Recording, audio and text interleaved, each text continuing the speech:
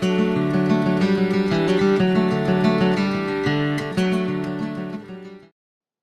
this is Diane, and you are on the YouTube channel, The Dancing Druid. This is a channel that I created so that I could mark and record my progression as I move along the path of neo-druidry and being a pagan. And this is my first video in the YouTube Pagan Challenge for 2018. And this particular challenge is based on the alphabet. So each video is to do with a topic that starts with each subsequent letter of the alphabet. And so, of course, because this is my first YouTube video, it's a video about something to do with the letter A. And when I first thought that I would do this, I thought I would talk about age. But since then, I have changed my mind and I've decided instead to talk about ancestors. And I will, as I get into the video, I'll explain why I changed my mind. So, as I said, this is my first YouTube video. And so, please be kind. This is a steep learning curve for me, but I hope you enjoy it anyhow. So I'm talking to you from my favorite room in my house, which is our sunroom. It's not very sunny right now because it's nighttime, so it's a little bit dark, but it's the room in which I have my altar, and if you look back over my shoulder, you can see my tree of life hanging up above where my altar is. So also I've made some notes because this particular topic is very important to me. So if you see me glancing away, it's just because I'm checking my notes to make sure I haven't missed anything. So here we go. As I said, this is my first YouTube Pagan Challenge video, and one of my first videos of me recording myself speaking ever. I changed my mind about my topic because of an event that happened just 9 days ago. I had the experience of sitting with my mother and watching her pass from this lifetime into the other world. I sat with my mother as she passed away. I was not close to my mother. She was a classic narcissist, and I spent my life learning to understand what that means and to learn how to separate and extricate myself from the sticky web of enmeshment that was my family. My mother and my father and I, there were only the three of us.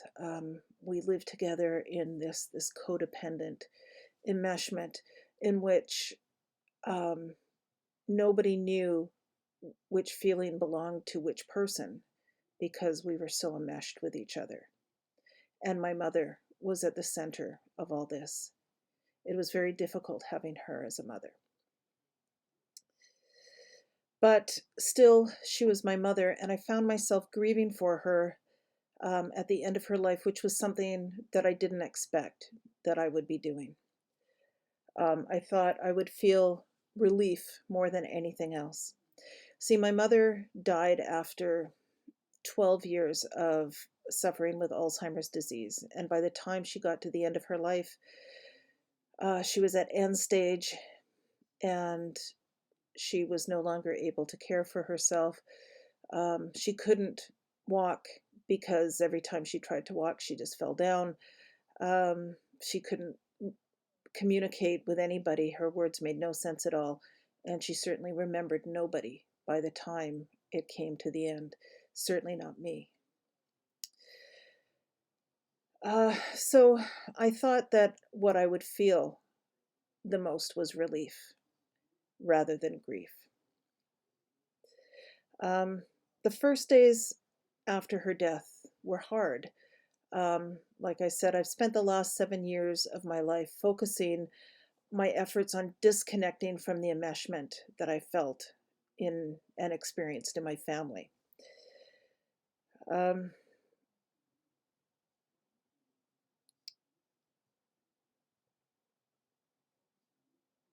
it's really only been in the last year that I felt like I had really let go and separated myself completely from that enmeshment and from the codependency that was just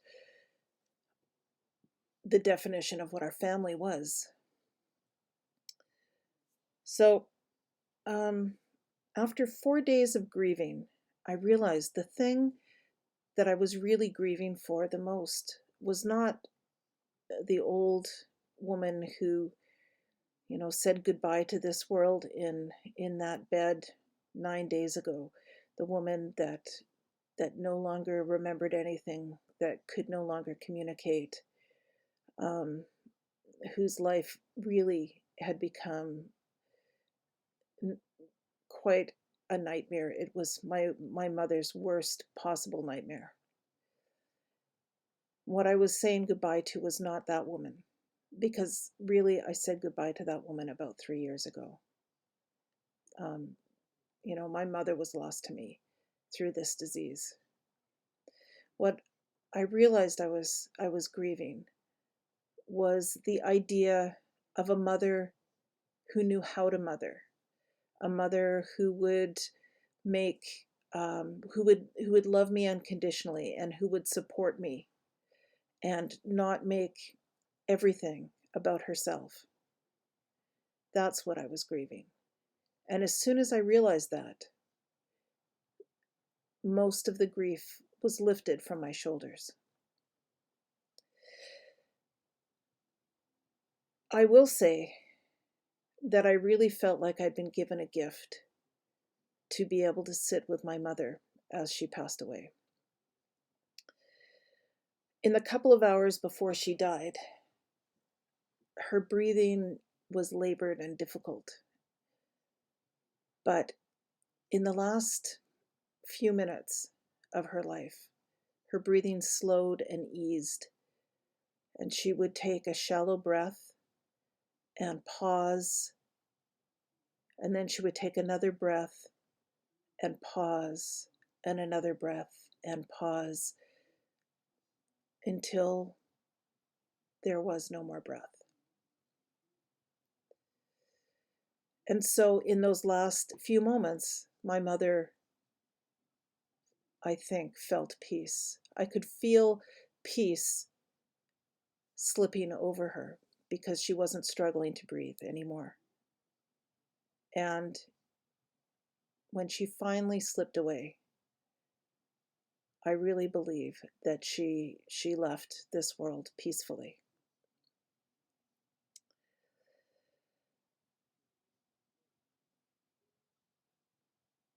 There was something really beautiful in that ending, in those last few moments. And when I remember that, the last of my grief leaves me. But the thing for which I'm most grateful is for the few moments that I spent alone with my mother before she died. I told her that I loved her. I told her that I forgave her for everything and anything that she had ever done to hurt me. And I said that I hoped that she would forgive me for anything that I had done that had hurt her, so that she could pass through the veil with no resentments and in peace. And then I told my mother that it was okay for her to let go. And it was in less than an hour after that that my mother left this world. So many people are afraid of death.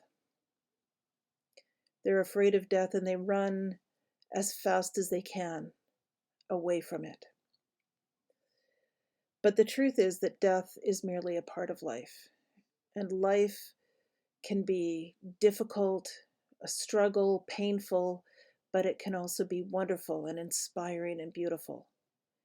And death as a part of life is also all of those things. This is something that I learned in the moment that my mother left this world and passed through the veil into the other world.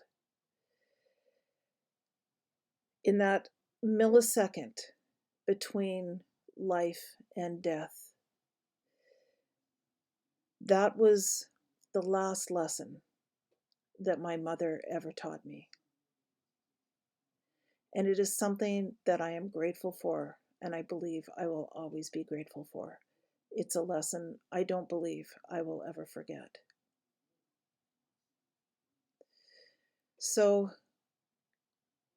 now, today, my mother has moved on to the realm of ancestors, and I know that my father was waiting for her there, and that he walked with her and climbed on the boat in which they sailed away into the other world. And I am grateful for that.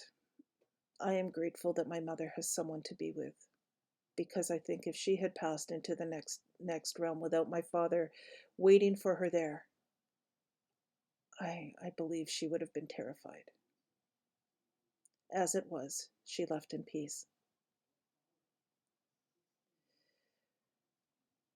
So these are my thoughts when I think about ancestor today. It's very close and it's very personal.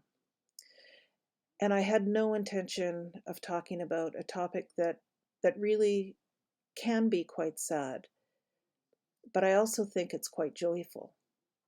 So I hope that you've enjoyed this. Um, I promise my next video will be a little bit more upbeat. So I hope you can join me when next time I talk about the letter B. Bye for now.